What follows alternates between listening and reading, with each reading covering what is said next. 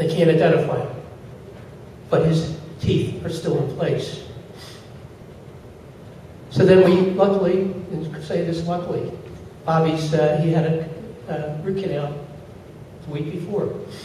So we had the police, actually took the police escort. The sirens go on and took us up to the dentist.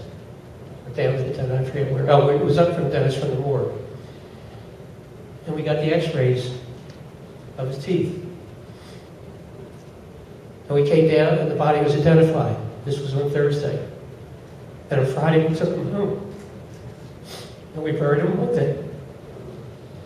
Now the reason I say that, I mean, I wasn't planning on doing that, but again, I really want to give a story to the face.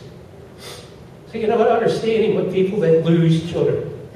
And again, I don't want to be a victim. I don't want anybody to feel sorry for me. And there's too many children around the world that are dying every day. And again, going back to the Vietnam Life magazine, for those of you who weren't around, to see those children, to see those soldiers, their face blown off, their arms missing, their legs missing. Never ever did I lose that sight of that.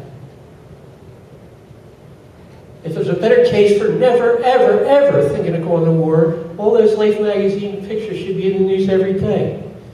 This is why we keep doing what we do, because people, they're so sanitized to things like this. To see someone blown up, or see pictures of them, their face totally blown off. Well, let me just go to the morning of 9/11. Bobby took the subway down to Ground Zero. Again, he worked at Merrill Lynch. Everybody assumed he was going to be fine. I remember being at work. I worked at Crozier Hospital at the time. I worked in the adolescent unit. Someone said, well, you better go into the TV room. I go in there, and you see Tower 1 burning. I think, no, everything's okay, because Bobby worked at Merrill Lynch. Well, through my investigation, that's all I do. I read 3 hours a day, actually preparing myself. Everything I prepare for this is something I wasn't planning on doing this. But preparing myself to speak. I'll never know when I'm going to be on TV. I never know when I'm going to be in a place like this. But this is my investigation. Of course, no one's going to investigate how my son was murdered. So he gets off the subway, and he decides at the last minute, there was a seminar on the 106th floor. Windows of the World. He decided he was going to go to that. At first, we thought he might have jumped, because he might have been up on the 106th floor. But then I heard so many people tried to call him, and there was no response. And the biggest mistake I made, I feel so unbelievably guilty, although I understand why the funeral director told me not to, I did not view the body. He strongly recommended that I don't view the body. And I took him at his word. I said, well, can you live with that memory by viewing the body? But again, then I still didn't know what happened to him. Well, I finally met up with the doctor who examined him that morning. We were told he's one of the first 10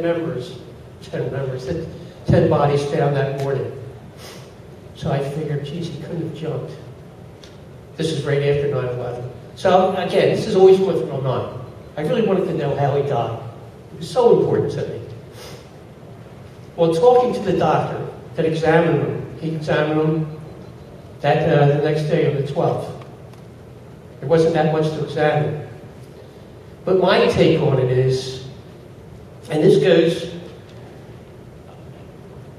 when Richard Gage came out with the architects and engineering, I really didn't jump on board because being a scientist, I can't sit down and prove to anybody how the towers came down. Logically, I can say I agree with everything. This is a piece of steel. This sucker is heavy. Listen to it. That's a little piece. But I still don't have the credibility to walk into an audience and prove to you that it's impossible that these towers could come down. But after listening to Richard Gage, being around other engineers, architects, scientists, and then with that doctor and the things I actually saw, I still didn't want to see. He told me, please don't look at the pictures. The only thing I saw were pictures of his feet. But through, again, my investigation, the picture, the drawings I had, his face was just totally blown apart. When I think that nightmare, I can't see that face.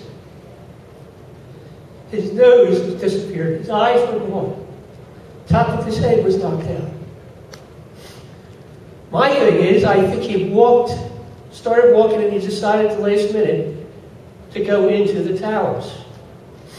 And talking to William Rodriguez, I've talked to God knows how many firemen. I think he died before the plane hit. I think he walked into the tower, he was walking into the tower, and a huge blast hit him. Chest, lacerations and full of glass.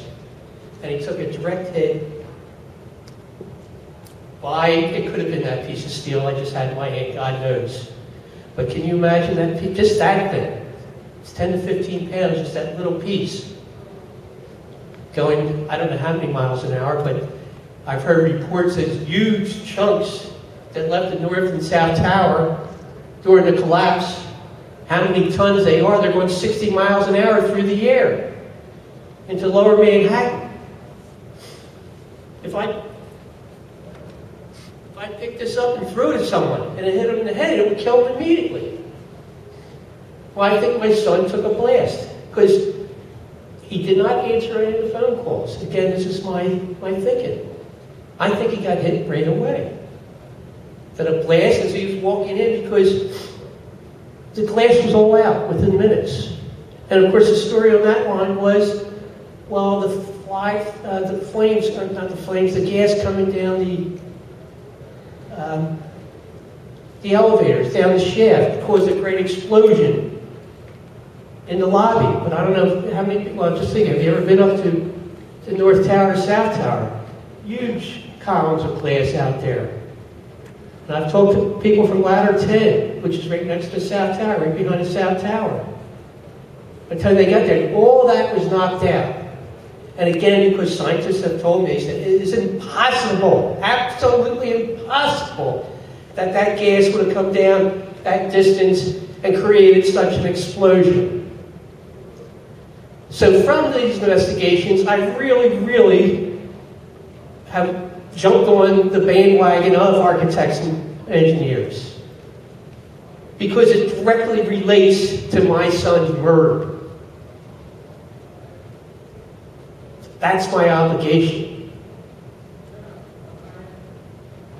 That I feel, or I know, it's very important for me to know, because if I just say I believe, it doesn't mean diddly to me, because then it just sort of puts doubt in the back of my mind. I know that he died from an explosion. And with this, which I wanted to do in the beginning, I have been working with New York City Ken up in New York City. And believe me when I speak, I will also say that it was impossible that 4 planes could have been up in the air for 2 hours. That's an absolute impossibility. I don't care what anyone says. But New York City Ken, they're still doing work up in New York, and we were going to show a little clip, but it never got done. I was up there twice this week. And I just want to read this. I want to really give a plug to New York City Ken, because they are working up in New York City diligently.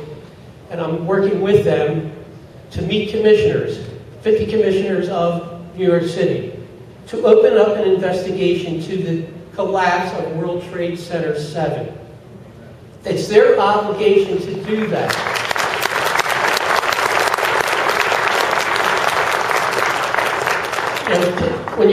If you go up to a commissioner's office and you globally talking about the entire 9/11 experience, talking about the put options, talking about this, well, they just get glassy-eyed and ignore you. But there is a strong case for World Trade Center 7 that they can't doubt, or at least have to look into, that those towers came down because of demolition.